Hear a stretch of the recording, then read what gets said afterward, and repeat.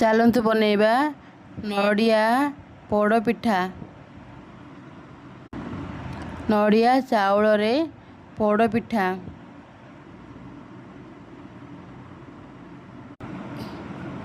ଚାଉଳକୁ ଭଲ ଭାବରେ ବତୁରେଇ ଚାଉଳ ନଡ଼ିଆକୁ ଗ୍ରାଇଣ୍ଡର ଜାରରେ ଦେଇ ଭଲ ଭାବରେ ଗ୍ରାଇଣ୍ଡିଂ କରିବା।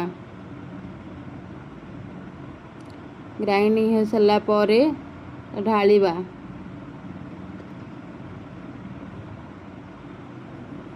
ଲୁଣ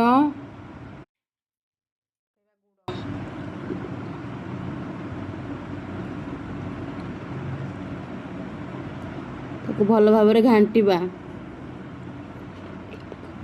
ତାକୁ ପ୍ରେସରରେ ଢାଳି ଦେବା।